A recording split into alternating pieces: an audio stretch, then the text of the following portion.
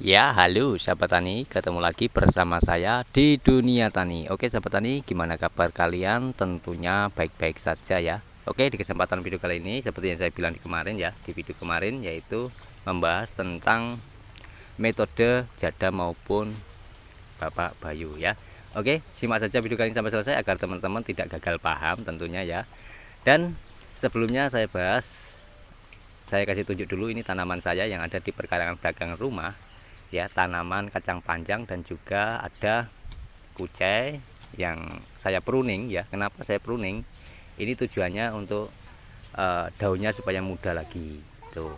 Dan juga saya akan petik juga daun bawang ya, sedikit saja teman-teman. Nah tuh, oke, sebelum kita untuk pembahasan tentang metode ya, saya kasih tunjuk ini adalah lahan ini sama persis yang seperti metode Bapak Bayu ya, karena apa adanya ya, tidak dibuat-buat, bahannya pun tidak dibuat-buat untuk pembuatan pupuk ya, apa adanya dari lahan ini saja bisa dilihat ya. Jadi kesimpulannya untuk metode jadam maupun metode Bapak Bayu semuanya intinya sama, meniru siklus alam ya, cuman bedanya ada perbedaannya teman-teman ya. Perbedaannya apa Pak? Jadi gini, untuk kita mulai dari dulu ya, kita langsung saja mulai dulu dari metode Bapak Bayu ya. Bapak Bayu ini menerapkan semuanya diusahakan 0 rupiah untuk biaya pertanian ya, di sektor pertanian. Jadi untuk pembuatan pupuk, pembuatan insek maupun bungi ya, maupun pengolahan tanah itu semua ada di sekitar kita. Jadi lingkungan kita itu dibikin semudah mungkin, karena bertani itu biasanya kebanyakan ya, petani-petani itu kan ketergantungan ke pupuk, itu mayoritas ya, mayoritas semua petani ketergantungan ke pupuk. Nah, Bapak Bayu ini membuat metode dengan apa bisa bertani itu tidak berketergantungan. Nah, Bapak Bayu membuktikan bisa, itu dengan membuat pupuk sendiri. Jadi untuk bertani dia mandiri, itu prinsipnya Bapak Bayu ya. Nah, untuk metode jadam ya, metode jadam ini memang sama seperti siklus alam ya, sama seperti Bapak Bayu juga, cuman perbedaannya dia tidak membatasi modalnya tuh ya, mau modal berapapun silahkan. Tapi kalau Bapak Bayu ini usahakan modal itu seminim mungkin, itu kan perbedaannya hanya di situ. Nah, dan untuk menurut saya ya, menurut saya lebih mudah mana metodenya? Kalau saya, menurut saya pribadi metodenya memang mudah dari Bapak Bayu ya, karena yang pertama ya itu tadi ya, untuk biaya itu diusahakan minim ya. Pembuatannya pun semua pupuk yang dibuat Bapak Bayu sangat sederhana ya, sangat sederhana sekali ya. Semua orang bisa kok melakukan itu asalkan punya niat gitu ya. Contohnya saya di sini ya, di lahan 3 kali 3 meter ini juga saya bereksperimen dan hasilnya juga luar biasa ya. Sawinya sangat gemoy, untuk daun bawangnya juga sangat gemoy ya. Nah, ini juga modalnya nol teman-teman ya. Bahkan bibit daun bawang pun saya cari dari limbah dapur yang dibuang, itu biasanya saya ambil teman-teman. Saya tanam, awalnya hanya satu rumpun dan sekarang sudah banyak. Kalau lahannya banyak sih mungkin saya tanami semua teman-teman ya, tapi ini juga sebagai riset juga ya, membuktikan kalau berkebun bertani itu juga biasanya bisa kok dengan 0 rupiah itu bisa tuh.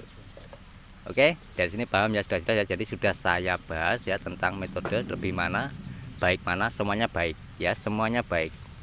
Cuman untuk mudahnya lebih mudah Bapak Bayu kalau menurut saya pribadi, karena juga saya lakukan seperti Bapak Bayu bilang ya.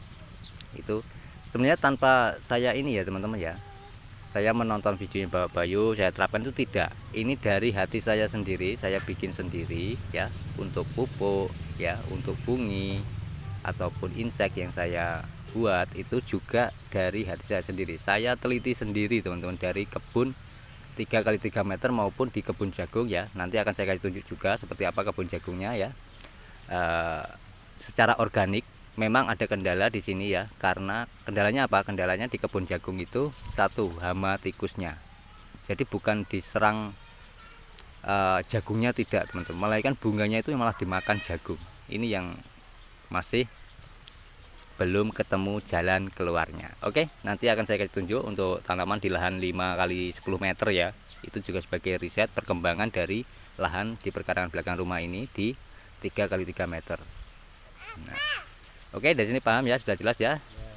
Untuk itu, untuk pembahasan tentang yang bertanya di kolom komentar tentang metode mana Pak yang bagus, Bapak Bayu apapun atau metode jadam. Jawabannya kalau saya pribadi mending lebih enak Bapak Bayu. Oke, ini ada si bocil yang ikut ya. Memang saya kalau berkebun bertani itu mengajak bocil teman-teman, maupun di perkarangan belakang rumah maupun di lahan 5 kali 5 meter itu saya ajak anak saya ataupun bocil ya, supaya apa, nanti terbiasa dan bisa tahu cara berkebun itu seperti apa. Oke, bisa dilihat ya, daun bawangnya itu sangat subur sekali. Ini tanpa menggunakan kimia teman-teman ya, hanya menggunakan rumput ya, seperti yang di video kemarin ya. Dari rumput itu bisa menjadi pupuk gitu. Itu rumputnya saya bikin pupuk dengan sangat sederhana, tuh bisa dilihat. Nah, saya kasih tunjuk teman-teman ya, kalau kita menanam secara organik itu sama kita menciptakan siklus kehidupan teman-teman, dari organisme maupun hewan ya.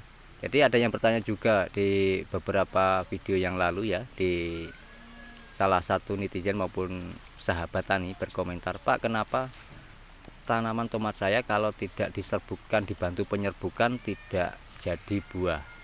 Nah, ini banyak faktornya. Yang pertama, hewan penyerbuk sudah tidak ada ya, karena sering menggunakan pestisida maupun herbisida maupun fungi ya teman-teman ya. Tuh, bisa lihat ada hewannya di sini. Nah, ini sebagai hewan penyerbuk juga teman-teman fungsinya. Jadi kita bisa menciptakan siklus kehidupan. Oke, dari sini paham ya. Jadi itu saja saya bagikan, semoga bermanfaat. Sampai ketemu di video saya selanjutnya. Saya akhiri, wal taufiq wal hidayah. Wassalamualaikum warahmatullahi wabarakatuh. Salam petani cerdas luar biasa. Terima kasih sudah menonton video ini sampai selesai. Semoga bermanfaat bagi teman-teman. Oke, salam dari saya, petani cerdas luar biasa.